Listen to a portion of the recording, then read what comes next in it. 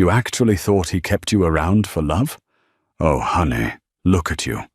Freya's voice dropped to a terrifyingly calm whisper, her manicured hand hovering near the wine glass. You were the starter wife, the placeholder. But nobody keeps the packaging once they've opened the gift. Harrison. Jimena's voice broke, her eyes searching her husband's face for a defense that never came. Don't make a scene, Jimena, Harrison muttered, checking his watch. Freya is right. You don't belong in this world. You never did. It was the night of the Sapphire Gala, the most coveted charity event in New York City's social calendar. For Harrison Vaughan, this wasn't just a party. It was a hunting ground. He was a man on the precipice of greatness, or so he told himself in the mirror every morning. His tech firm, Vaughan Dynamics, was bleeding cash, and he needed an angel investor tonight, or by Monday morning, he would be insolvent. Jimena Vaughan stood 3 steps behind him, a shadow in a room full of peacocks. She wore a simple, vintage navy dress that she had mended herself. It was elegant, understated, and completely invisible next to the sequined gowns and diamond chokers of the elite. She clutched a small, worn clutch bag, her knuckles white. "Stop slouching," Harrison hissed, not turning his head, a smile plastered on his face as he waved at a potential client. "And for God's sake, Jimena, try to look like you haven't just come from a funeral. This is business." "I asked if we could stay home, Harrison," Jimena said softly. "It's our anniversary. The 3rd one. You promised we'd do something quiet." Harrison finally turned, his eyes cold and hard like flint. "Quiet doesn't pay the mortgage, Jimena. Quiet doesn't get me a seat at the table with Sawyer Armstrong. Look around you. This is the league I play in now. If you can't keep up, stay in the car." He didn't wait for her response. He spun around, drawn like a moth to a flame, toward a burst of laughter near the champagne tower. There, holding court, was Freya Ellington. Freya was everything Jimena was not, loud, vibrant, and dripping in new money. She wore a crimson gown that plunged daringly low, and diamonds that Harrison had likely paid for using the company credit card, the same card that had been declined when Jimena tried to buy groceries last week. Freya was the daughter of a minor oil tycoon, a social climber with sharp elbows and a sharper tongue. She was Harrison's public relations consultant, a title that fooled absolutely no one, especially not Jimena. Jimena watched them from the periphery. She saw the way Harrison's hand lingered on the small of Freya's back. She saw the intimate whisper, the shared laugh that excluded the rest of the room. It was a slow-motion car crash of a marriage, and Jimena was the only one bleeding. "He looks happy," a voice sneered. Jimena turned to see Mayan Oakley, a gossip vlogger who had parlayed a trust fund into a YouTube channel with 3 million subscribers. Mayan held her phone up, the camera lens acting as a barrier between her and humanity. She was live streaming. "He is working," Jimena said, her voice steady despite the tremor in her hands. "Working?" Mayan laughed, panning the camera to catch Harrison and Freya clinking glasses. "Honey, he's working it all right, just not with you. Word on the street is Vaughan Dynamics is looking for a merger, and Freya is part of the package deal. Honestly, it's painful to watch you hang on. It's like watching a golden retriever wait for a master who moved away." "Excuse me," Jimena murmured, pushing past Mayan. She needed air. She needed to escape the suffocating scent of lilies and betrayal. She found a quiet corner near the terrace doors, hidden by a large fern. She took a deep breath, trying to steady her racing heart. She reached into her clutch and touched the cold metal of her phone. There was a draft text message on the screen, addressed to a number she hadn't called in 3 years. "He's not the man I thought he was. I'm ready to come home." She hovered her thumb over the send button. 3 years ago, she had walked away from everything, her legacy, her name, her protection, to marry Harrison. She wanted to be loved for Heiress, not for the billions attached to her surname. She had played the role of the struggling artist, the supportive wife, the nobody. She had given Harrison every opportunity to prove that love was enough. Tonight was the final test, and he was failing spectacularly. The confrontation happened an hour later, and it was orchestrated with the precision of a military strike. Heiress had just returned from the powder room, her eyes slightly red-rimmed. She had spent 10 minutes splashing cold water on her face, telling herself she could survive 2 more hours before they could leave. As she stepped back into the ballroom, the music seemed to dip, and the crowd parted. Harrison was standing in the center of the room, holding a microphone. He was flushed, likely from the whiskey and the adrenaline of holding court. Freya stood next to him, beaming like a pageant queen. "Ladies and gentlemen," Harrison announced, his voice booming, "I want to make a toast to the future of Vaughn Dynamics. We are pivoting, new energy, new partnerships, shedding the dead weight of the past to embrace a brighter, bolder future." The room applauded politely. Harrison's eyes scanned the crowd and landed on Heiress. For a second, she thought he might acknowledge her, acknowledge the wife who had typed his business plans until 4 a.m., who had sold her grandmother's ring to fund his first server farm. Instead, his gaze slid past her to Freya. "To partners who understand the vision," he said, raising his glass to the Mistress. The humiliation was a physical blow. A hush fell over the immediate circle as Heiress froze. Freya, emboldened by the public snub, decided to twist the knife. She detached herself from Harrison and walked straight toward Heiress, her crimson dress swishing like a matador's cape. Mayan Oakley was right behind her, phone recording, the red Livy light blinking like a warning beacon. "Oh, Heiress," Freya cooed, loud enough for the nearby billionaires to hear. "You look utterly tragic. Is that the same dress you wore to the Christmas party in 2021? I think I see a loose thread." "Leave me alone, Freya," Heiress said, her voice low. "I'm just trying to help," Freya smirked, circling her. "Harrison is too polite to say it. But you're an anchor, sweetie. A rusty, heavy anchor dragging him down.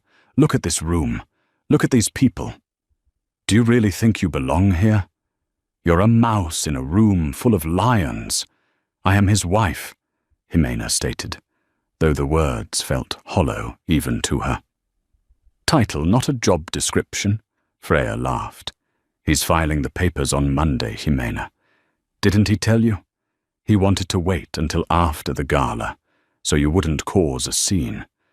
But I think you deserve to know. We're celebrating his freedom tonight. Not just the company." The world tilted.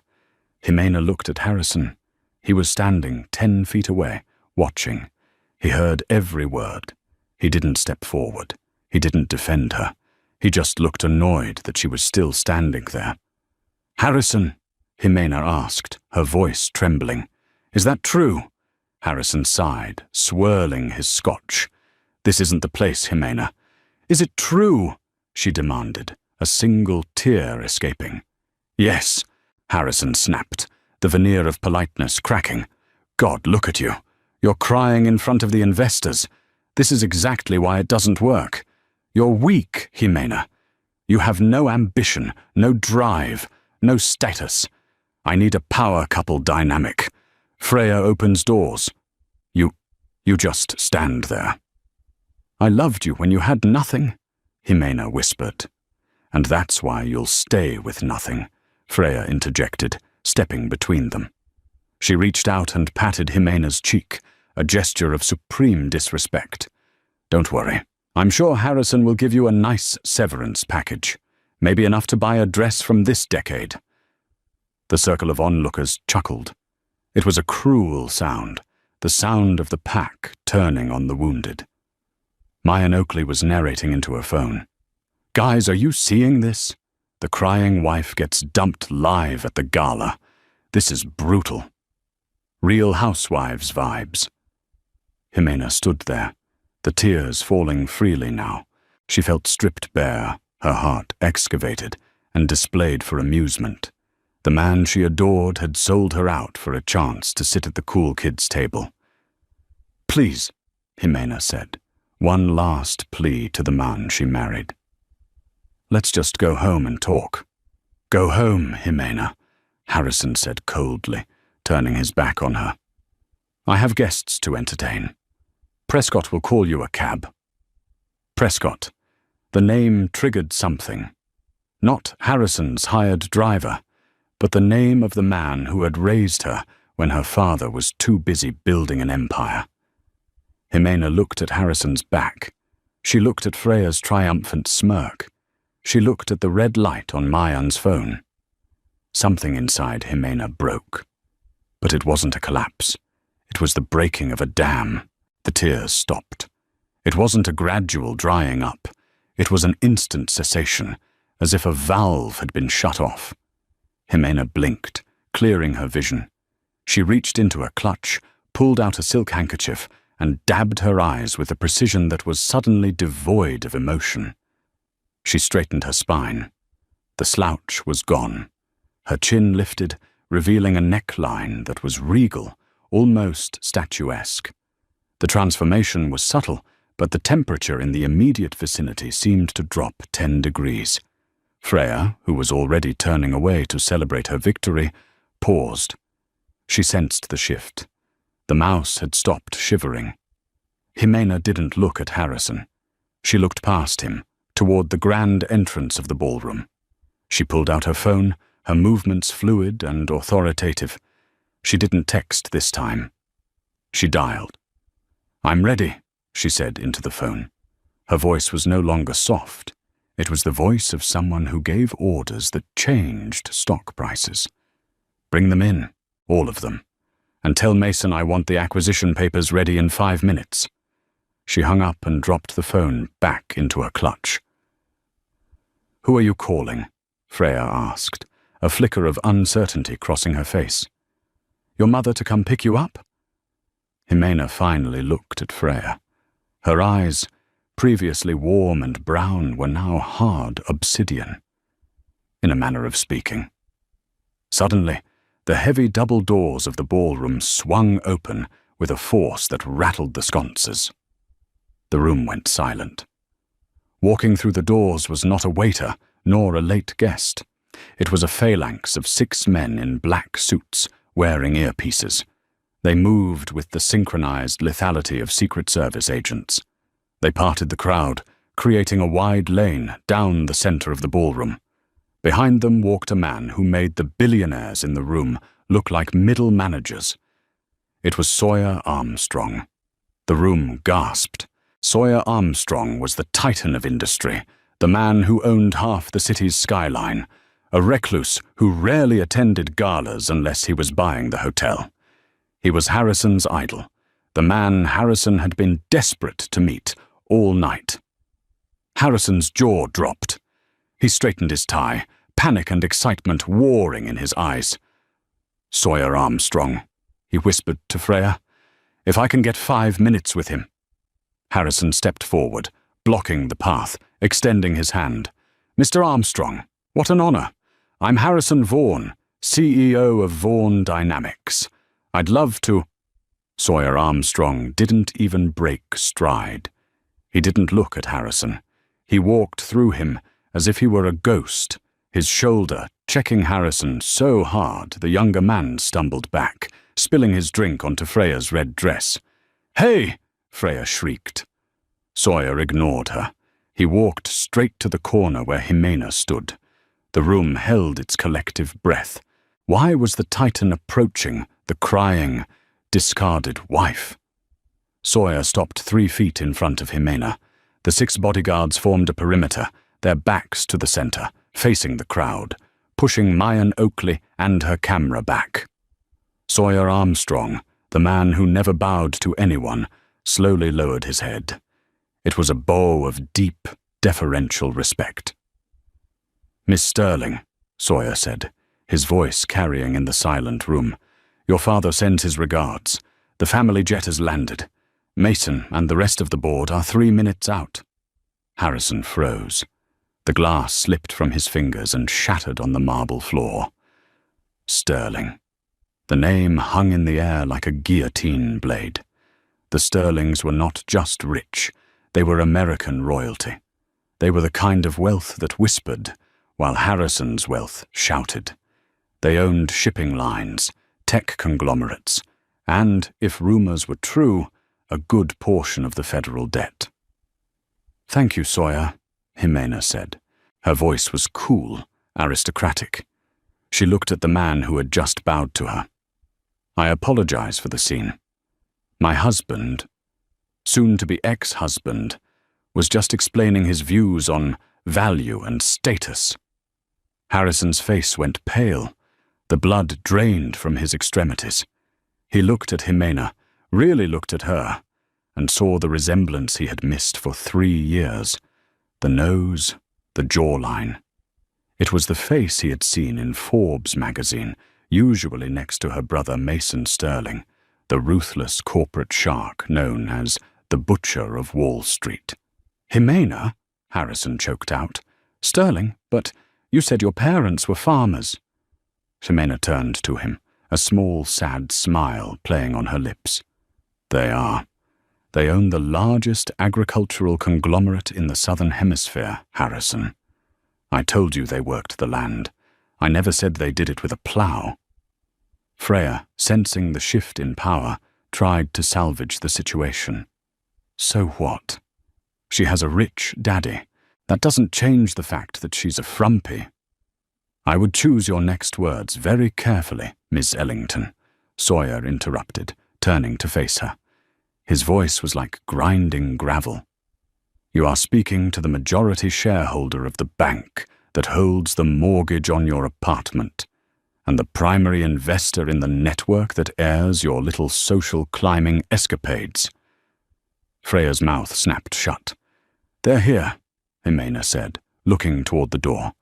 If Sawyer's entrance had been impressive, the next arrival was an invasion. Mason Sterling strode in. He was younger than Sawyer, sharp-featured, wearing a tuxedo that cost more than Harrison's company. He was flanked by legal counsel and a man who looked like he broke kneecaps for a living. Prescott. Mason didn't look at the crowd. He walked straight to Jimena, took her face in his hands, and kissed her forehead. Then he turned his gaze to Harrison. It was a look of pure, unadulterated, predatory malice. "So," Mason said, buttoning his jacket, "this is the little man who made my sister cry." Mayan Oakley's live stream comments were scrolling so fast they were a blur. The viewer count had jumped from 3,000 to 450,000 in 2 minutes. The title of the stream had changed from "Wife Gets Dumped" to "Billionaire Heiress Reveal. Karma Instant." Harrison stepped forward, his hands shaking. "Jimena, honey, I didn't know. Why didn't you tell me? We can talk about this. I was under stress." Jimena looked at him, and for the first time in 3 years, Harrison saw the sterling steel in her eyes. "We aren't going to talk, Harrison," she said. "We're going to negotiate the surrender."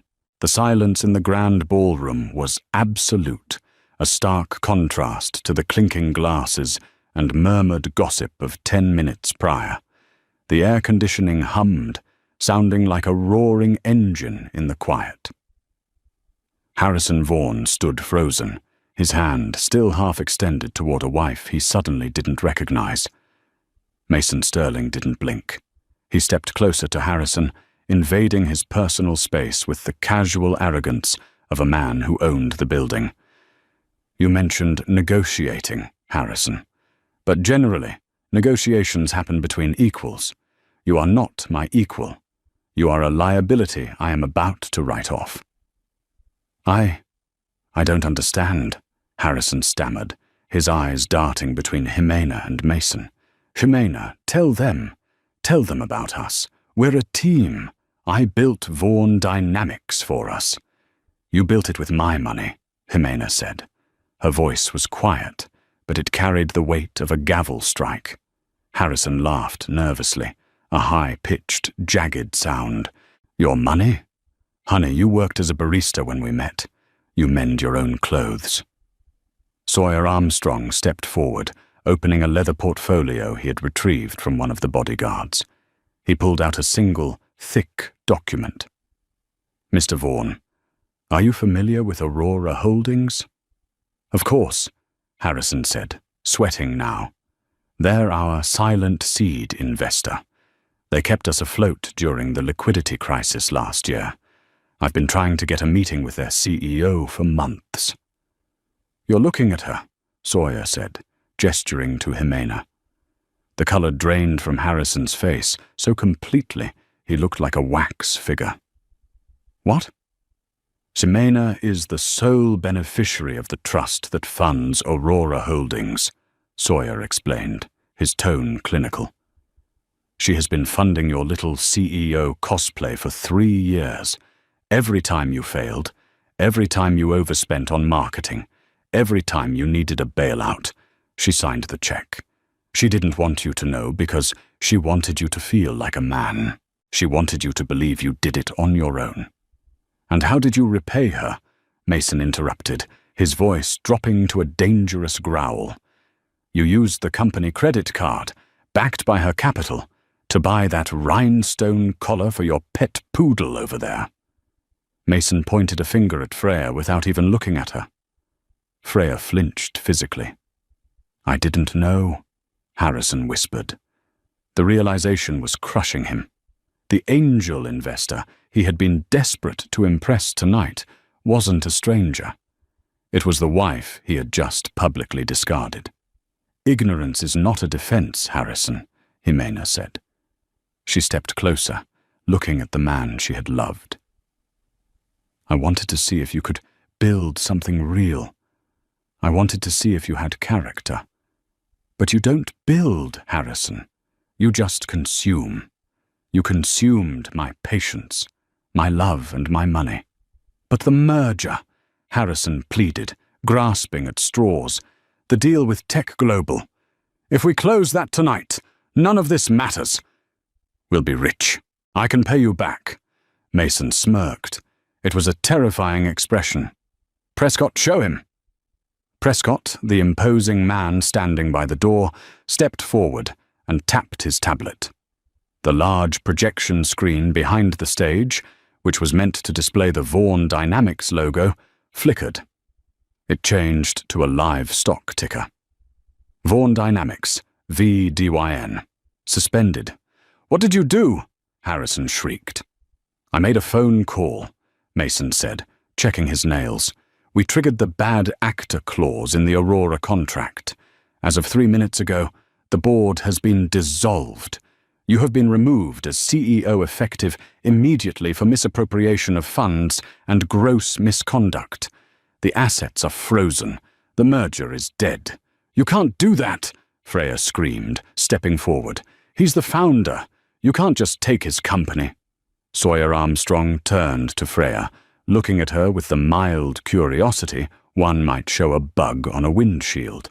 Miss Ellington, according to the audit we just completed, you are on the payroll as a public relations consultant at a salary of $250,000 a year. Yet there are no emails, no work products, and no timesheets. Sawyer paused, letting the implication hang in the air. That's embezzlement, Sawyer stated flatly. And since the funds stolen were sterling funds, that makes it a federal crime involving interstate commerce. The FBI is notoriously lacking in a sense of humor about these things. Freya's bravado evaporated. She looked at Harrison, then at the exits. Don't worry, Jimena said softly. I won't press charges, Freya. I don't need to put you in jail to beat you. I just need to let the world see you. Jimena gestured to Mayan Oakley, who was still filming, her mouth agape. Keep rolling, Mayan, Jimena said. Get a good shot of the power couple. Harrison fell to his knees. It wasn't a theatrical gesture. His legs simply gave out. He looked up at Jimena, tears streaming down his face. Real tears this time. Tears of a man who had held a winning lottery ticket and used it to light a cigarette. "Jimena, please," he sobbed. "I'm sorry. I was lost. The pressure. You know the pressure. I love you. I've always loved you." Jimena looked down at him. There was no hate in her eyes, only a profound, exhausted pity. "You don't love me, Harrison," she said. "You love the way the light hits you when you stand next to someone shiny. But I'm done being your mirror." She turned to her brother. "Mason, I'm ready to go." "Car's out front," Mason said, offering his arm. As the Sterling family turned to leave, the crowd parted like the Red Sea. No one looked at Harrison Vaughan. He was already a ghost. The limousine ride to the Sterling estate in the Hamptons was quiet, save for the hum of the tires on the asphalt. Jimena sat by the window, watching the city lights blur into streaks of gold and red. She felt hollowed out, as if the adrenaline that had sustained her through the confrontation had finally burned off, leaving only ash.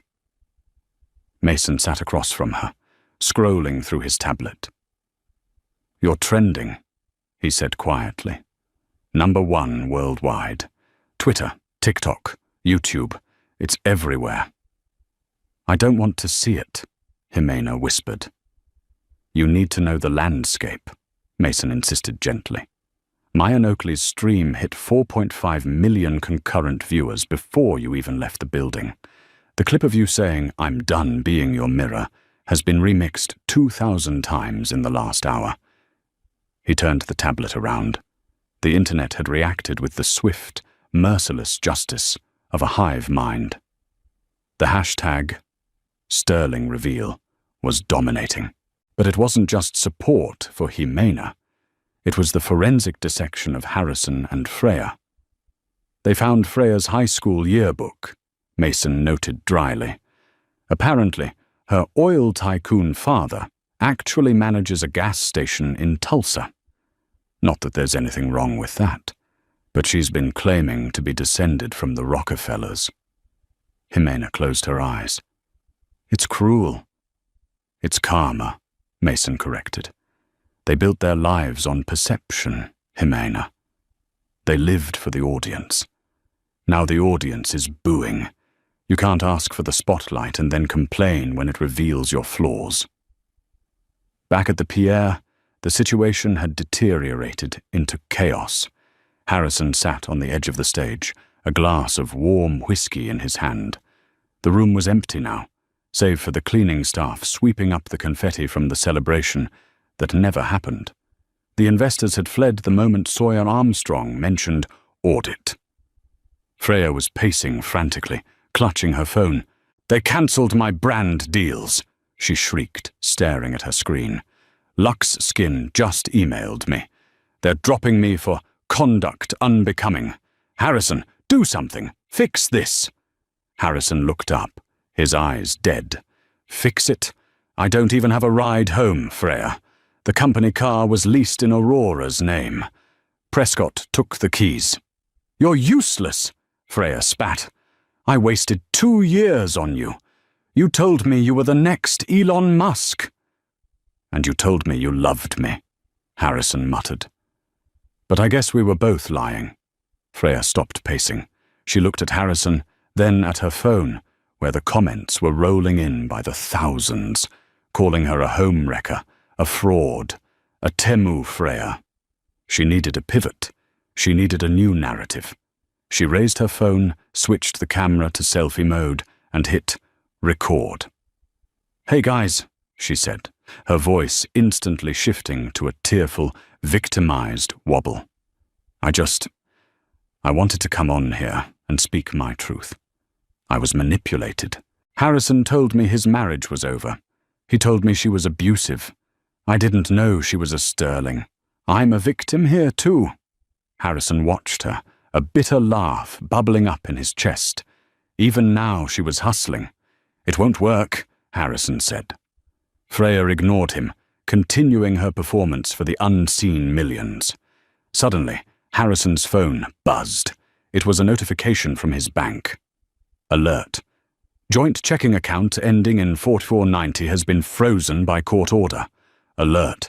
Personal savings account ending in 8821 has been frozen by court order. Alert. Credit card ending in 1102 has been declined. He was broke. Not just cash poor broke, but can't buy a sandwich broke. And Monday morning, the SEC investigators would be waiting. He looked at the empty ballroom. The grandeur of the sapphire Gala felt like a fever dream. He had held the world in his palm, and he had dropped it to chase a shiny object. 2 days later, the Sterling estate in the Hamptons was a fortress. News helicopters circled overhead, their rotors thumping rhythmically against the glass walls of the solarium. Jimena sat in the library, wrapped in a cashmere blanket. She hadn't slept. The vindication the internet was celebrating didn't feel like victory to her. It felt like mourning. She hadn't just lost a husband. She had lost the version of herself she had tried so hard to build. Jimena the artist. Jimena the independent woman. Now she was just the Sterling heiress again. "He's at the gate," Prescott announced, standing in the doorway. "He says he has papers for you to sign." "Let him in," Jimena said, not looking up from her book. "Mason advises against it," Prescott warned. "He says let the lawyers handle it." "I need to look him in the eye, Prescott. One last time, without the cameras." 10 minutes later, Harrison walked into the library. He looked wrecked. He was wearing the same suit from the gala, now rumpled and stained. He hadn't shaved. The swagger was gone, replaced by a jittery, desperate energy. He stopped at the edge of the rug, as if afraid to dirty it. "Nice place," he croaked. "You never told me you grew up in a castle." "It's a house, Harrison," Jimena said. "Sit down." He sat on the edge of a leather wing-back chair. "I brought the divorce papers. I signed them. I'm not asking for anything. No alimony, no settlement. I want the audits to stop." "Please, Jimena. The FBI was at my apartment this morning. They took my laptop." Jimena placed her book down. "The audits aren't up to me anymore. Once Mason found the irregularities, he had a fiduciary duty to report them. That's out of my hands." Harrison put his head in his hands. "Why?" he whispered. "Why didn't you just tell me? If I had known who you were, if I had known you had this kind of power, none of this would have happened. We could have been a power couple. We could have ruled the city." "That's exactly why I didn't tell you," Jimena said, her voice trembling slightly. "Because I knew that if you knew I was a Sterling, you wouldn't see me. You would just see the bank account. You would see the connections." "Is that so wrong?" Harrison looked up, his eyes pleading.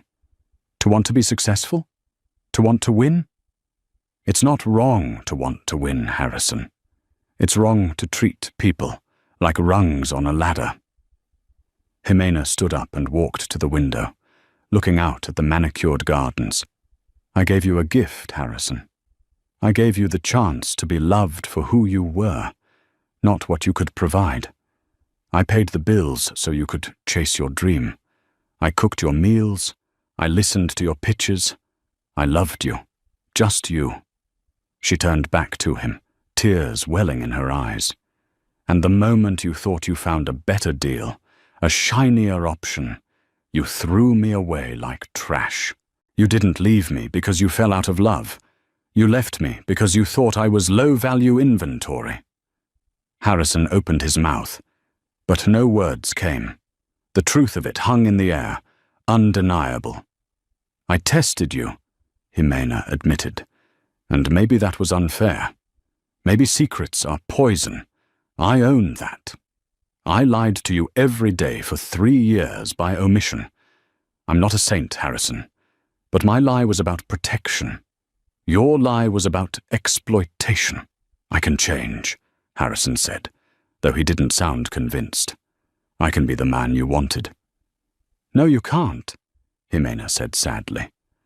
Because that man doesn't exist. He was just a character you played until the money ran out. She walked over to the desk and picked up a pen. She signed the papers he had brought, the scratch of the nib loud in the silent room.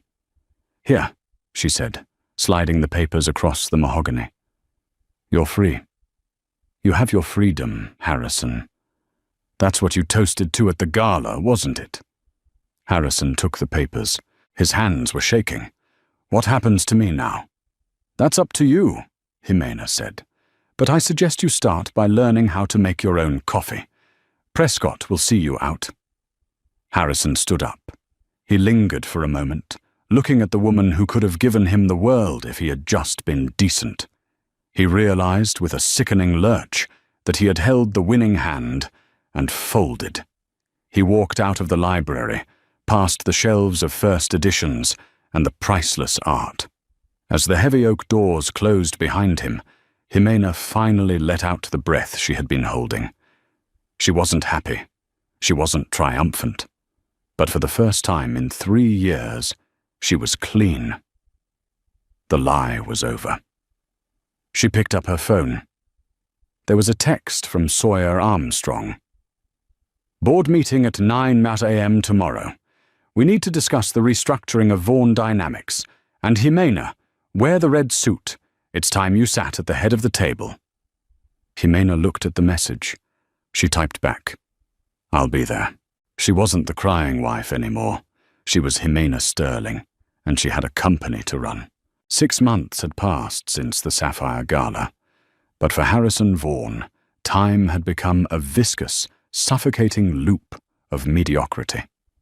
The fall from the penthouse to the pavement hadn't been a tragic, romantic plummet. It was a slow, grinding erosion of dignity. He now lived in a 4th-floor walk-up in Queens, situated directly above a 24-hour laundromat. The humidity from the dryer seeped through the floorboards, making his small, windowless bedroom smell perpetually of fabric softener and damp lint. His wardrobe, once a curated collection of Italian wool and bespoke silk, had been liquidated to pay legal fees. He was left with 2 suits that no longer fit his frame, which had thinned from stress and a diet of instant noodles. Harrison stood behind the counter of Tech Depot, a big-box electronics retailer in a strip mall off the highway. His job title was Home Audio Specialist, a euphemism for a salesman who pushed extended warranties on Bluetooth speakers to people who couldn't afford them. Harry, you're zoning out again, his manager, a 22-year-old named Kyle, with a neck tattoo and a vape pen permanently attached to his hand, snapped from the aisle. Customer in the TV section looking at the OLEDs. Go upsell the mounting bracket. I'm on it, Kyle, Harrison muttered, adjusting his blue polyester vest. It chafed his neck, a constant reminder of his new reality. He hated the name tag. It just said, Harry.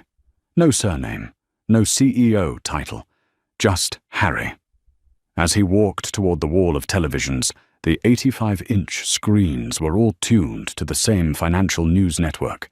The volume was low, but the chyron was unmistakable in bold red letters. Breaking. Sterling Foundation announces 500-mit initiative for urban tech incubators. Harrison froze. On the screen, she was there.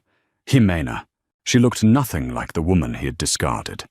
The mended navy dress was gone, replaced by a structured, architectural white suit that screamed power. Her hair was pulled back in a sleek, severe bun that highlighted her high cheekbones. She stood at a podium, flanked by Mason Sterling and the governor of New York. She wasn't just attending the event. She was the event. She's something else, isn't she? Harrison jumped. The customer he was supposed to help was standing beside him, also watching the screen. It was a man Harrison recognized, a former junior analyst from Vaughn Dynamics named Gregory. Greg, Harrison said. his voice cracking. He instinctively tried to hide his name tag. "It's Gregory now," the man said, turning to look at Harrison. There was no malice in his eyes, only a sharp, pitying recognition. "I work for Sterling Vaughan now. Well, just Sterling Tech since the rebrand. Jimena kept most of the staff on. She actually implemented a profit-sharing model. I bought a house last month." Harrison felt a wave of nausea. That's great, Gregory. I'm happy for you." "Yeah," Gregory said, turning back to the TV. "We all thought she was just the quiet wife, you know? The one who made the coffee. Turns out, she was the engine. We were just too busy looking at you to notice." Gregory picked up a box of headphones from the shelf. "I don't need the help, Harry. I'll just check myself out. Good luck." He walked away, leaving Harrison standing in the harsh fluorescent light, bathed in the blue glow of his ex-wife's triumph. Across the city, in a dimly lit dive bar in the Lower East Side, Freya Ellington was experiencing a different kind of hell. She sat in a sticky leather booth, nursing a watered-down gin and tonic. Her phone, once a portal to adoration, was now a weapon she couldn't put down. She scrolled through her notifications with a manic intensity. Her brand was dead. The hashtag #RTemuFreya had followed her like a digital scarlet letter. Every attempt she made to pivot, fitness influencer, villain-era podcaster, lifestyle coach, was met with a barrage of comments reminding her of the Sapphire Gala. "Hey," the bartender grunted, wiping down the table with a grey rag. "You gonna order another one, or are you just using my Wi-Fi?" "Do you know who I am?" Freya snapped, the old reflex kicking in. The bartender squinted at her. "Yeah, you're the girl from that meme, the one with the cheap dress." Freya flinched as if slapped. She dug into her purse, pulling out a crumpled $20 bill. It was one of the last few she had. Her father's oil empire had been exposed as a modest chain of gas stations, which were currently being audited thanks to the scrutiny she had brought upon the family. Her apartment in Manhattan was gone. She was subletting a room in Jersey City with 2 roommates who hated her. She had tried to write a tell-all book, The Billionaire's Shadow, hoping for a 6-figure advance. Instead, she received a cease and desist letter from the Sterling legal team that was so thick it had cost $20 to mail. The terms were clear. If she mentioned the Sterling name in print, video, or audio for the next 10 years, she would be sued into oblivion. Her phone buzzed. A notification from Mayan Oakley's YouTube channel popped up. New video. The aftermath of the gala. Where is the mistress now? Exposing the fake life. Freya watched the thumbnail, a paparazzi shot of her carrying groceries in sweatpants, looking haggard. She felt a surge of bitter bile. She had gambled everything on Harrison Vaughan. She had thought he was her ticket to the high table. Instead, he was just a waiter who had snuck in the back door, and when he was kicked out, he took her with him. "I should have known," she whispered to the empty glass. "Real money doesn't have to shout." The morning of the New York Stock Exchange. Bell ringing was crisp, the air biting with the promise of winter. Wall Street was transformed into a fortress of security, black SUVs lining the cobblestones like armored beetles. Jimena stood on the balcony overlooking the trading floor, the wooden gavel heavy in her hand. Below her, hundreds of traders paused their frantic shouting to look up. 3 years ago, she had been invisible to these people, a shadow trailing behind a loud husband. Now, she was the market mover. "Nervous?" Mason asked, adjusting his silk tie beside her. "No," Jimena said, surprising herself. She looked down at her hands. They weren't shaking. "I feel prepared." "You should," Mason grinned, checking his phone. "Sterling Tech stock is up 14% in pre-market trading, just because you're the one ringing the bell.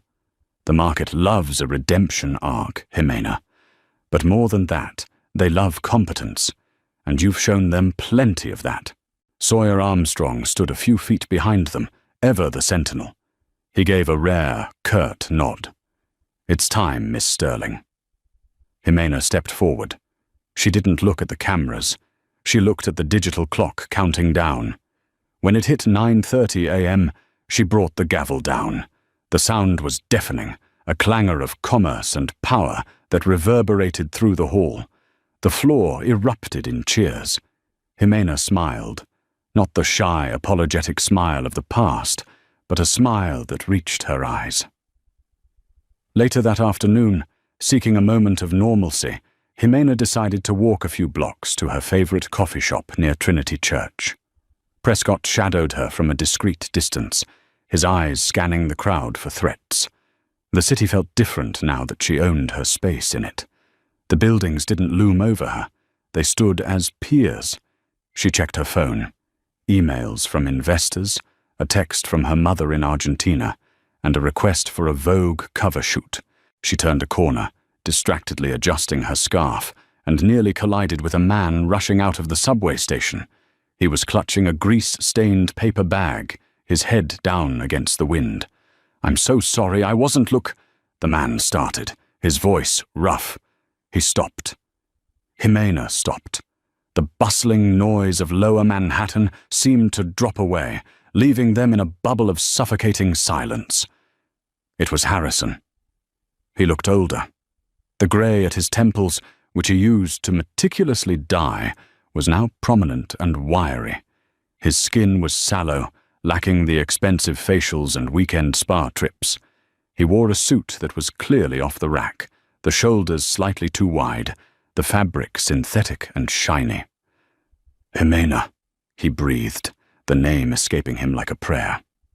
"Hello, Harrison," Jimena said. Her voice was calm, devoid of the tremor that used to plague her when he was angry. Harrison stared at her. She looked radiant, glowing with a vitality he had never seen. She looked like a masterpiece he had sold at a garage sale for $5. "I saw you on the screens," Harrison stammered, gesturing vaguely toward the giant monitors in Times Square. "You rang the bell. You look incredible." "Thank you," Jimena said politely. She didn't ask how he was. She didn't need to. The frayed cuffs of his shirt told the whole story. "I'm working in Queens now," Harrison blurted out, a desperate need to fill the silence with validation. "Sales.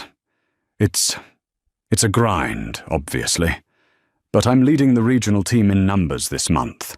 I'm thinking of management soon." He was still doing it. Still trying to impress her with metrics, with potential, with the promise of soon. "That's good, Harrison. I hope you find what you're looking for." She started to step around him. "Wait," Harrison said, his voice desperate. He took a half step toward her, and Prescott instantly materialized from the crowd, stepping between them. Harrison flinched back. "Jimena, please," Harrison said, looking over Prescott's shoulder. "Do you ever think about it? Us? The beginning? Before the money. Before everything got complicated. We were happy, weren't we?" Jimena signaled Prescott to stand down. She looked at Harrison, really looked at him. For the last time. "I think about the girl who loved you," Jimena said softly. "I learned a lot from her. She was kind. She was patient. She was loyal to a fault. I kept those parts of her, Harrison, but I left the part of her that needed you to tell her she existed." "I could have been better," Harrison whispered, tears welling in his eyes. "If you had just given me another chance. If you had told me." "You had 3 years to be better," Jimena said.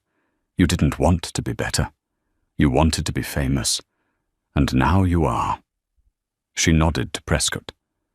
"Goodbye, Harrison." She walked away, her heels clicking rhythmically on the pavement, a sound of forward momentum. She didn't look back. If she had, she would have seen Harrison Vaughan standing alone in the middle of the rushing crowd, clutching a bag of cold fast food, watching the only real thing he ever had walk out of his life forever. The sun was setting over Central Park, casting long purple shadows across the city. Jimena sat on the terrace of her penthouse, the wind gentle against her face. Sawyer Armstrong sat across from her at the glass table, closing a leather folder. "The acquisition of the Ellington family land in Tulsa is complete," Sawyer noted, his tone conversational. "We didn't buy it out of spite, strictly speaking. It's a prime location for the new solar farm initiative. But Freya's father was surprisingly eager to sell. He sent a letter of apology regarding his daughter's behavior." "You didn't have to do that, Sawyer." Jimena sighed, swirling her tea. "We protect our own," Sawyer said simply. "And besides, it's good business.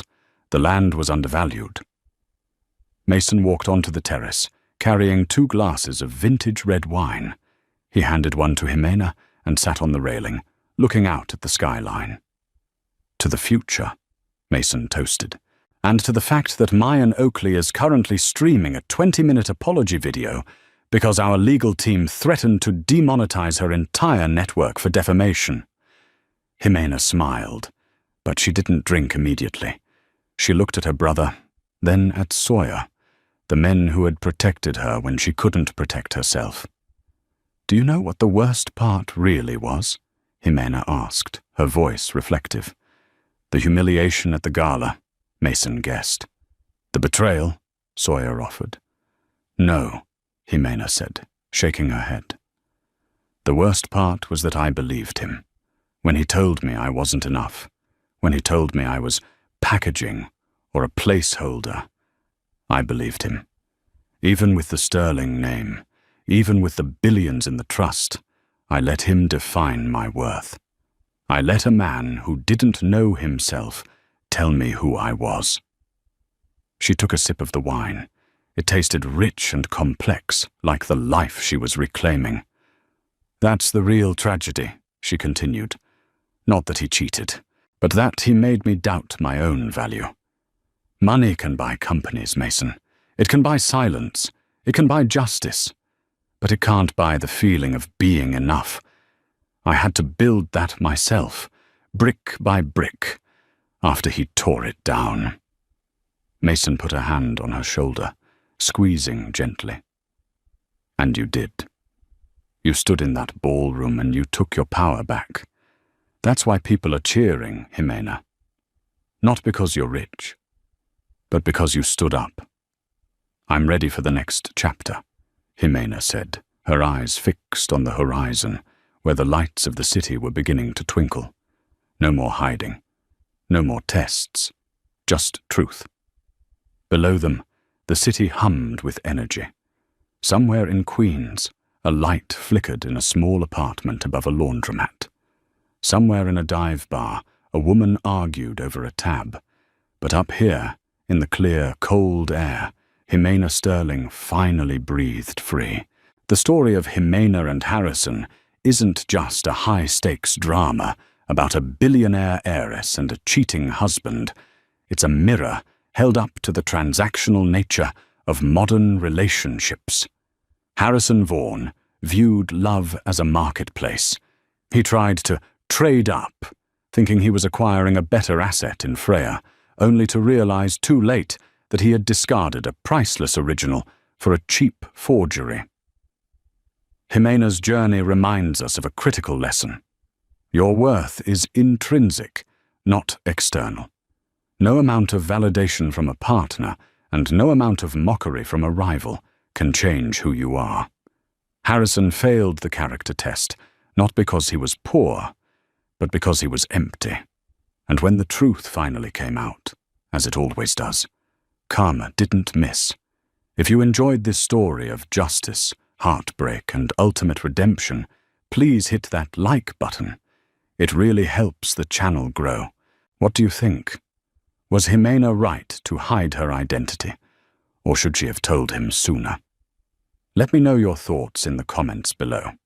And don't forget to subscribe and turn on notifications so you never miss a story. Remember, the truth always reveals itself, usually when you least expect it. Thanks for watching.